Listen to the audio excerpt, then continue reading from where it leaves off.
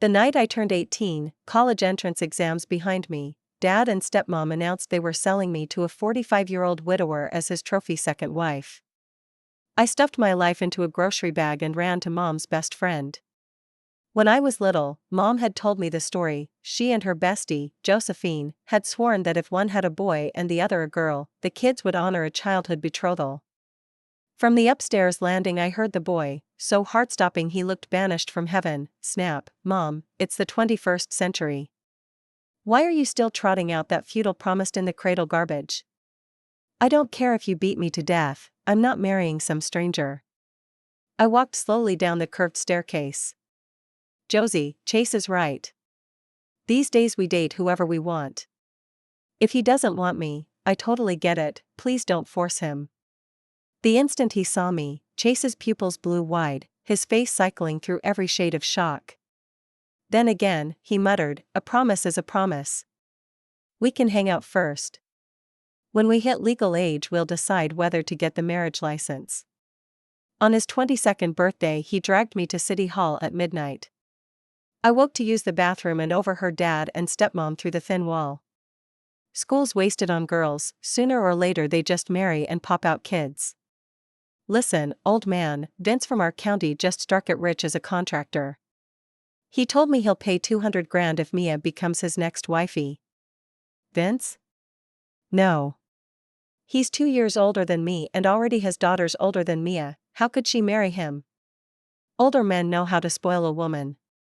2 daughters is perfect, if she births him a son, everything the Wong's own slides into her hands.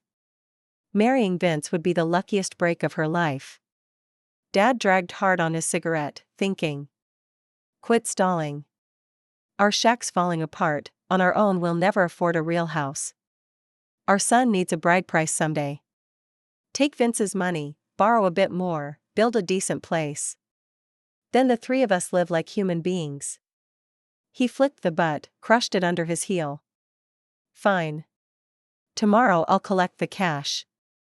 I stood in the cramped hall, ice crawling under my skin, hope draining away. My own folks had auctioned me like livestock so their little trio could upgrade to a nicer cage. I knew Vince. His first wifey had been pummeled for failing to give him a son, she sank into depression and finally died of it. Without a second thought I shoved my 2 shabby outfits into a plastic sack, slipped into the night, and caught the first bus to the city Mom's best friend called home. Before she died, Mom pressed a scrap of paper into my palm, a phone number and an address. "Mia, if life ever corners you, look up Josie. She's the best friend I had in this world." Heart hammering, I dialed. Miraculously, the line was still live. Within hours Josie's chauffeur collected me. The black Maybach glided through the gates of an oceanfront community, manicured cliffs, reflecting ponds, money floating in the salt air. The car stopped at a marble mansion where a voluptuous beauty waited on the steps. I blinked, stunned. Pearls glowed against her porcelain throat, black silk poured over her curves, hair coiled high, glossy as spilled ink. This was the portrait of a woman who had never known hunger. She caught my hands. "Mia, look at you, so tall, so lovely. You probably don't remember, but I rocked you when you were tiny. Are you tired? Hungry? Come, every snack you love is waiting." Her radiance flashed against the memory of Mom's last months, cheeks sunken, skin gray, eyes drained of color. After dinner Josie led me to a sunlit room she'd turned into a pink and lace cloud. The quilt smelled of vanilla and lilac. Tears bit my eyes, my first room of my own. Actually, my first real bed. Back home I'd slept on split straw over the hallway tiles, ribs bruised by every splinter. That night I melted into warmth and slept without dreaming. Days stretched long, Josie taught me to stream movies, order takeout, browse the web. My favorite haunt was the cavernous private library upstairs, shelves climbing to a painted sky. I nested in an armchair, devouring novels from sunrise to dusk. On the desk stood a family photo and, beside it, a lone portrait of a boy, number 7 jersey, foot planted on a soccer ball, eyes blazing, confidence dripping off the glossy paper. "Josie, who's this?" "Your son?" That's Chase, barely older than you. He's skiing in Switzerland with friends, back next week. I'll introduce you. She tapped the frame, eyes twinkling. Funny story, your mom and I once pinky swore, 2 boys, blood brothers, 2 girls, sworn sisters, boy and girl, childhood betrothal. Heat flooded my cheeks, I stared at my sneakers. Oh, Mia, don't be shy, bright, sweet, gorgeous, Chase will lose his mind. Josie, please. You took me in when I had nothing. Your kindness itself. I'll remember it the rest of my life. If you let me, I'll treat you like my own mom. Her eyes reddened, she folded me into a lavender-scented hug. Poor darling, you've suffered enough. I'll make that rascal marry you if it's the last thing I do. Mom had once told me Josie nearly drowned in a quarry lake. Mom dove in and dragged her out. A life for a life, Mom never asked repayment.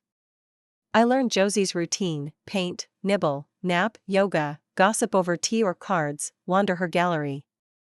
Fulton arrived home each dusk bearing roses, the fearsome titan of harbor boardrooms turned devoted wifey slave. From my window I watched Josie hop onto his back, squealing like a girl on a carnival ride. I prayed that in her next life Mom would star in the same glossy script: beautiful, loved, safe. Once upon a time Mom and Josie had been equally stunning. Josie chose security, Mom chased love, marching into the mountains with nothing but faith and a suitcase. She scrubbed and cooked while pregnant in a hamlet so remote even bandits gave up looking for it.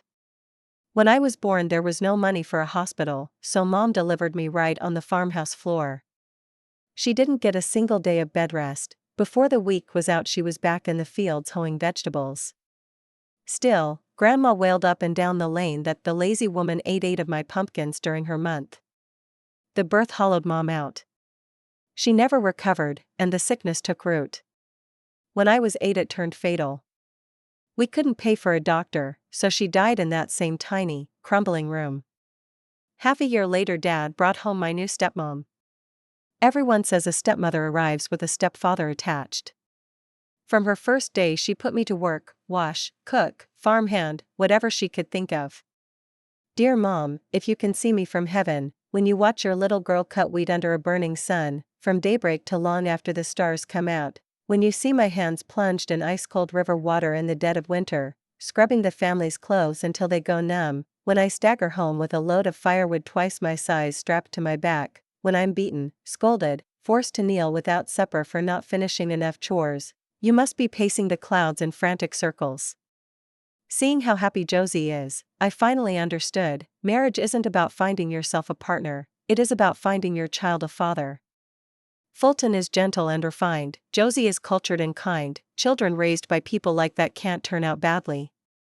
I stared at the framed photo of Chase on the desk and swore a silent oath, I will marry him. I used the coins I'd secretly saved to buy drugstore moisturizer and sheet masks, binge-watched styling videos late at night. Chase flew home from Switzerland after carving fresh powder, detoured to the Arctic for the northern lights, then stopped in Japan. By the time he walked back into harbor, more than a month had passed. I'd stayed indoors the whole time, growing paler, and my once scrawny frame had filled out from constant snacking. From the top of the stairs I heard Josie tell the boy stretched on the couch, Chase, Mommy's friend's daughter is staying with us. I'll introduce you later, she's smart, well-behaved, you'll adore her. Introduce, sure. Why do I have to like her? Truth is, the two of you were promised to each other before you could walk. The teen's brows snapped together. Mom, it's the 21st century. Why keep that feudal, betrothal in crayon nonsense? I don't care if you lock me in a dungeon, marry a total stranger? Never. I drifted down the steps, eyes glistening, and clutched Josie's arm. Josie, Chase is right. People fall in love on their own these days. If he doesn't want this, I understand. Please don't force him. I'd risen at dawn to do my makeup the moment I knew he was coming home. White sundress, hair loose down my back, innocent yet tempting, textbook first crush material. The instant Chase saw me his pupils flared and his expression cycled through a dozen emotions. Still, he muttered, a promise is a promise. We can hang out, see how it goes. When we're legal, we'll decide whether to get the marriage license. Until then, she's just my little sister. I'm beat, going upstairs.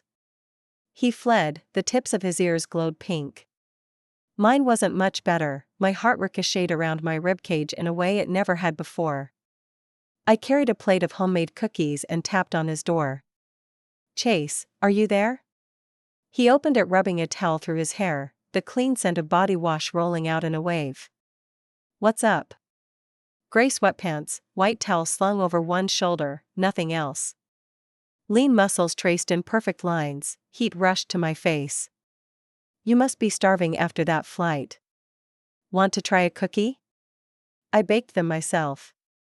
A flicker of delight crossed his face. He picked one up, bit. You made these? Not bad. I can do cupcakes and bread, too. Want some later? All month, between beauty tutorials, I'd studied dessert clips. Hey, want a tour of my room? Really? If you're dying to see, I guess I can allow it. He waved me inside, pointed at bed and chair. Sit anywhere. Polite habit parked me in the chair, he spread his arms like a game show host. Look around.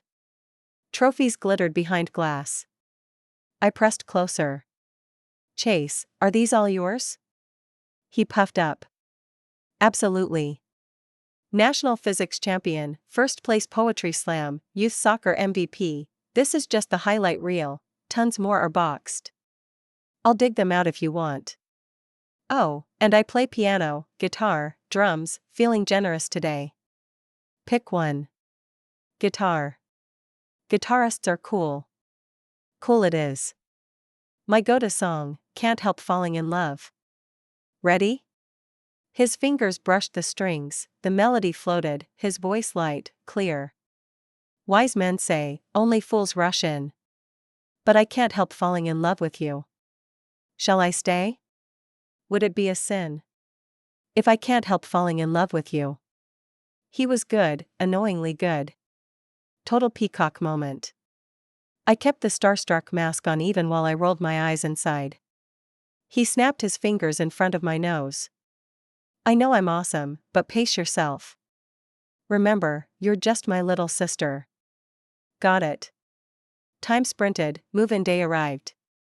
When I'd filled out my college application, I'd casually asked Josie where Chase was headed, then quietly switched my own. I even checked accept alternate major, terrified I'd miss the cut. Great news, same university. Bad news, my major got switched to civil.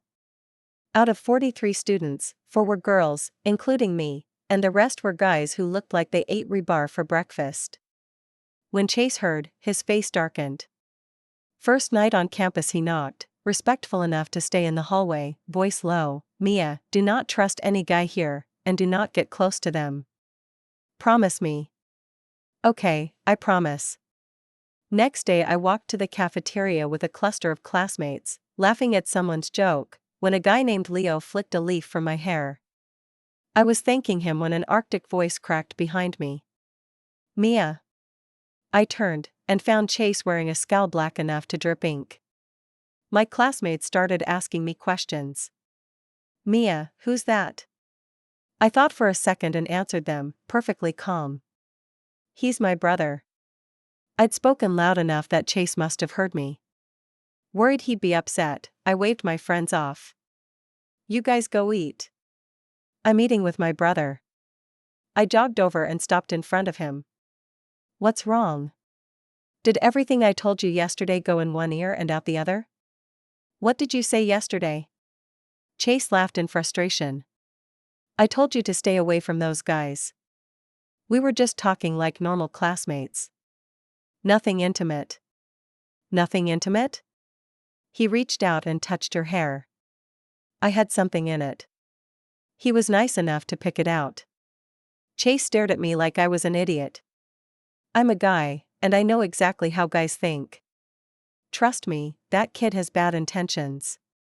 Not wanting to argue, I shut up awkwardly. Cat got your tongue? You mute now? I can't out-talk you. By the way, when he asked who I was, "Why'd you say I'm your brother?" "What's wrong with that? You're the one who said you only see me as a sister." Chase had no comeback. Thanks to that dangerous face of his, Chase got asked for his WhatsApp everywhere on campus and was soon crowned HCU's hottest heartthrob. There were 48 kids in our class, only 4 of them girls.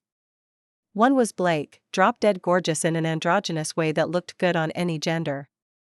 I couldn't pin down the feeling, but her stare at me always felt weird. Whenever she spotted Chase and me together, her face soured like a fish dead for 3 months. My gut told me she liked him. In English class, the teacher called on me to read a passage aloud.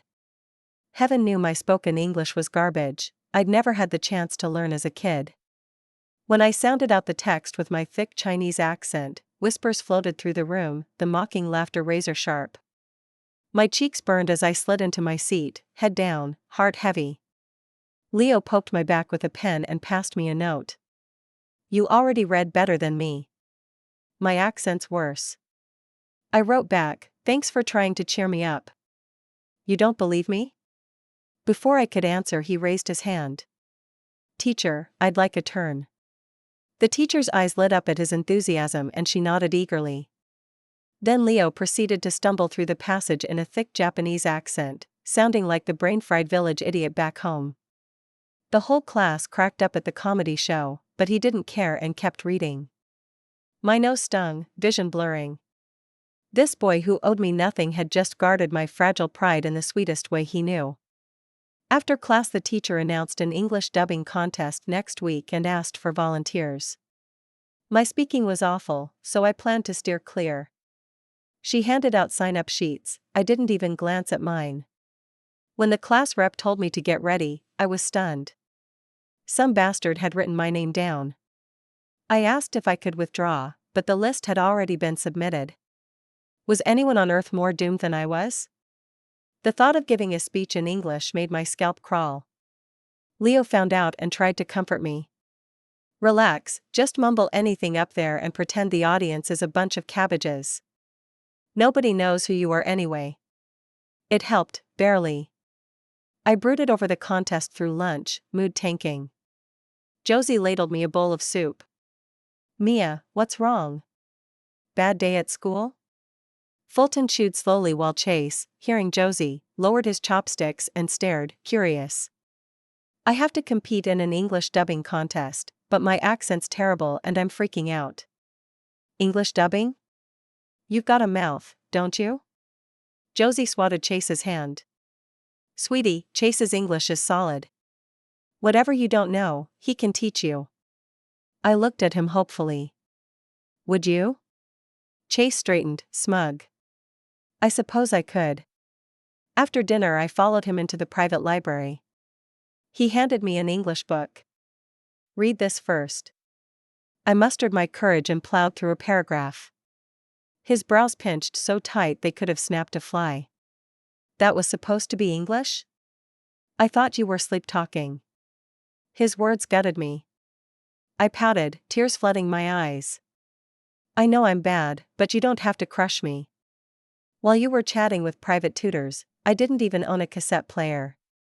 I worked all day and studied half the night with a flashlight, memorizing words. No one corrected my pronunciation. I had 0 listening practice. My listening sucked, yet I still scored perfect on reading, writing, and fill in the blanks." "You have no right to laugh." Tears fell as I spoke, spotting the pages. Chase stared at the wet paper, suddenly flustered. "Sorry, that came out harsh. I apologize." I turned my head, chin high, ignoring him. "New K-barbecue joint just opened on the top floor of Harbor Mall. Want to try it? There's also a new movie out. We could catch it." Fine, for Korean barbecue and a movie, I'd grant him a pardon. Going out meant dressing up. I told Chase to wait. I needed makeup and a fresh outfit. When I finally came downstairs, he was on the couch gaming. At the sound of my steps, he glanced up, grumbling. "Took you forever. Girls and their face paint, who even notices?" But when his eyes reached my face, they widened, then darted away. He headed for the door. Let's go. Actually, you look nice. I smiled smugly inside. We ate, then watched a comedy. All my clouds blew away. Walking home, I hated wasting the makeup I'd spent an hour on. I suggested a stroll. Chase scoffed. I tugged his sleeve and wheedled. Come on, Chase brother, walk with me, burn off dinner, please? As expected, he rolled his eyes but led the way. His long legs set a brisk pace. I half jogged to keep up. My foot slipped and I almost landed on my butt, barely steadying myself. A wicked idea popped into my head. Ouch. Chase spun around. What now? I twisted my ankle. You're hopeless. Is it bad? Hurts a lot. He studied me, then crouched. Hop on, I'll carry you. I didn't hesitate, climbing onto his back. It was our first real physical contact, indescribable, thrilled, nervous, anxious, giddy. His back was broad, comforting. I rested my chin on his shoulder. He smelled fresh, like an early summer breeze over wheat. I wanted to breathe him in forever. Chase brother, you're the best. My warm breath tickled his neck. He stiffened. Over the next few days, Chase helped me pick a dubbing clip. After we'd chosen, he copied every line by hand and read them aloud, one syllable at a time, teaching me the pronunciation. Listening to him was pure pleasure. His English was flawless, effortless, as smooth as a pro voice actor's. Me? I butchered even the shortest sentence. I didn't want to, but my tongue refused orders, twisted into a bow I couldn't untie. After a few tries, Chase told me to listen first, to play the clip over and over. The trick would come naturally someday. I understood. I'd always known I wasn't the smart one, so I simply had to outwork everyone. Those days I listened while I ate, while I used the bathroom, until the moment I fell asleep. I walked circles in the courtyard, practicing the lines again and again. At last the take sounded passable. Chase gave an approving nod, exhaling as if he'd been holding his breath. That'll survive the contest, he said. I only smiled and kept listening, kept practicing. I wanted better. Round after tedious round, the day of the contest finally arrived. Before I stepped on stage, my palms were already slick with sweat. Chase brushed my shoulder. Don't panic. Once you're up there, if you freak out, just stare at me, same as when you rehearse in front of me. I nodded like I was taking an oath. I marched on stage, as if marching to my execution. When I spotted Chase's encouraging eyes, courage sprouted inside me. The familiar music started. I opened my mouth slowly and delivered every line with feeling, smooth and sure. Only when applause erupted did I realize it was over. I was about to exit when Leo popped up from nowhere and thrust a huge bouquet of roses at me. My face flamed on stage, Chase's face darkened off stage. Backstage, Leo gushed, Mia, that was insane, your English leveled up so fast. Totally shocked me. You hadn't even seen my performance and you already bought flowers? Good or bad, you still beat me, he laughed. Mid-sentence Chase strode up like a thundercloud. Leo took one look and bolted. Mia, big bro alert, he looks mad. I'm outta here. He slipped away so fast it seemed his shoes had oil. Chase stopped in front of me, expressionless. You were solid today. Praise, not war. I could breathe again. His gaze dropped to the roses in my arms, scornful. Flowers? How tacky.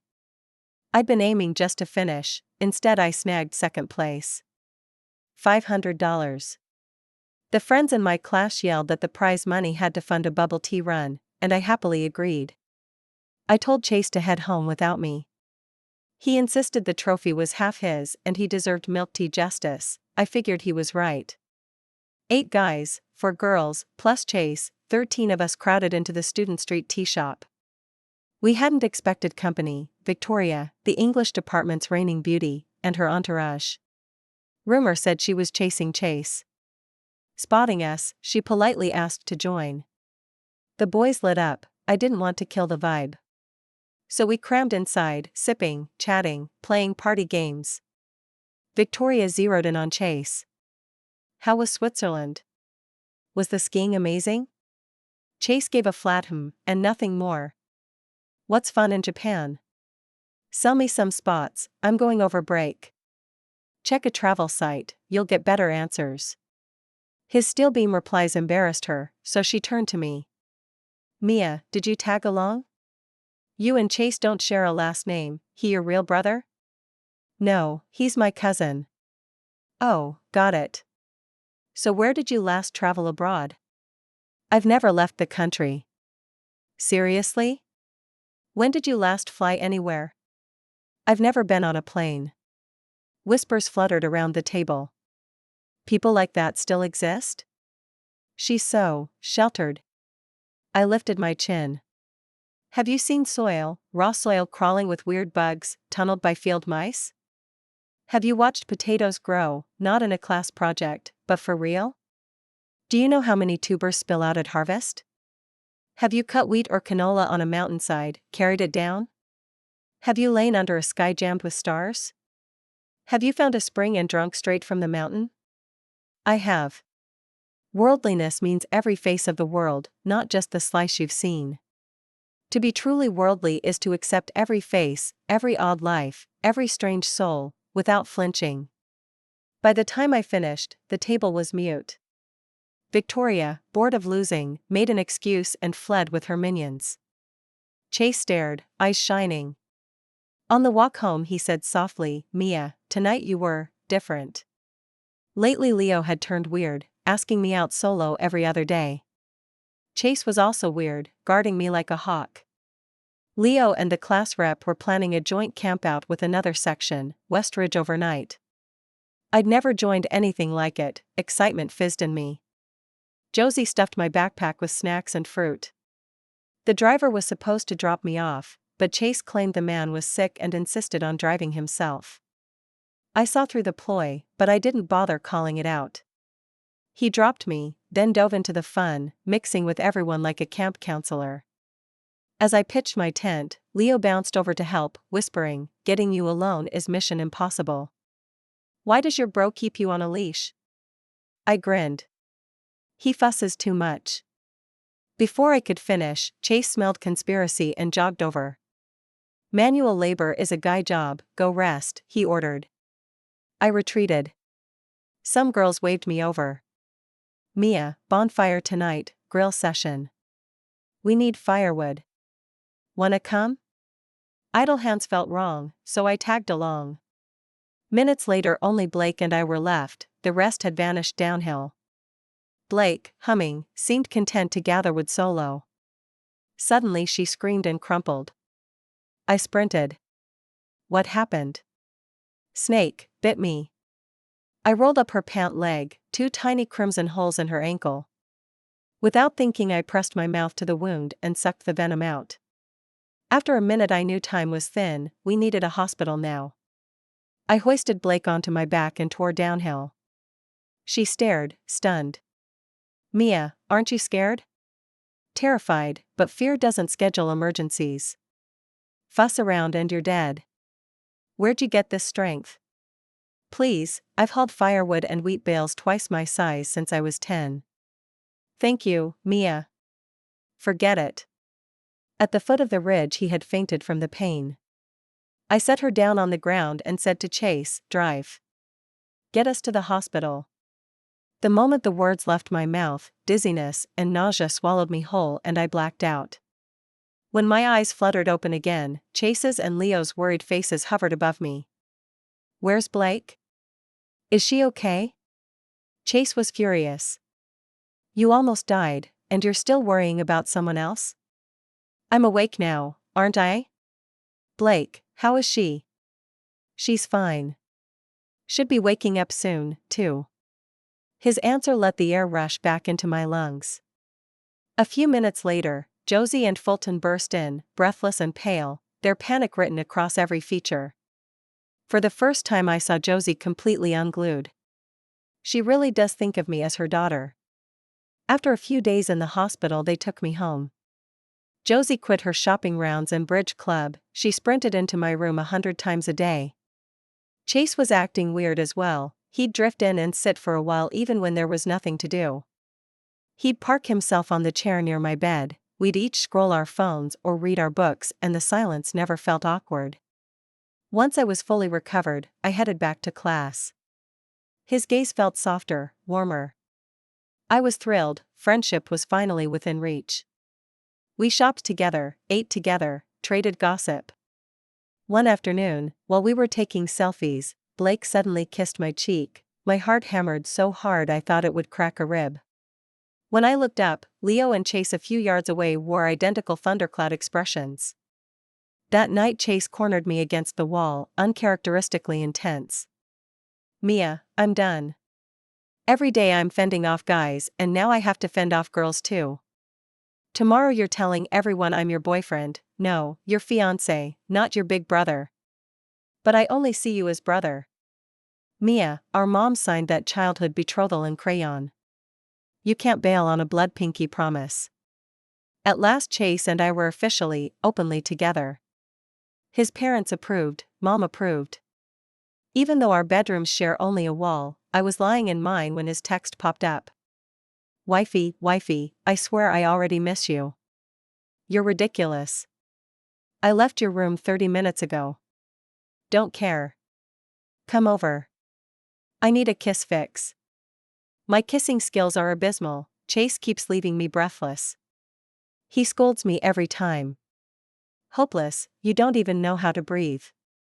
Come on, let's practice again. I flare up out of nowhere. Chase, how are you this good? Ex-girlfriends? Swear on my life, Mom kept me on lockdown, said no dating until college. I planned to have one epic romance once I got there. Then that summer you moved in. You're my first everything.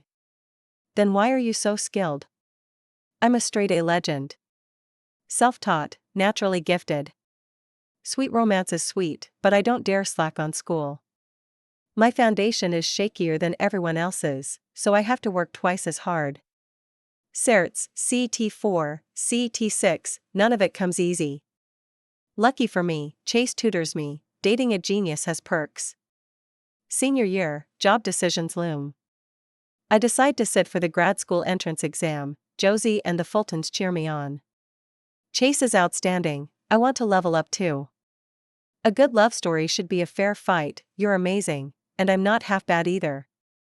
Prep has me spinning, flashcards, highlighters, skipped meals, zero sleep. Chase whines that I've changed, that I'm colder, that his feels are starving. I kiss him against the back of his bedroom door for 30 straight minutes before he finally smiles. On his 22nd birthday he begs for one gift, a sliver of my time to go get the marriage license. After that, he swears, I can bury myself in textbooks and he won't complain, he just needs the security. We share cake, blow candles, toast his big day. At 3 a.m. his call jolts me awake. Mia, you're sleeping? How can you sleep? We sign the papers tomorrow, aren't you wired? Chase, be normal. I'm exhausted, let me sleep. Wah, Mia, you're already distant and we're not even married. Imagine after the wedding. Maybe we should call the whole thing off. I sigh. I'm not distant. Be good, go to sleep, we'll talk tomorrow. No can do. I'm wide awake. Get up and keep me company. I'm done for.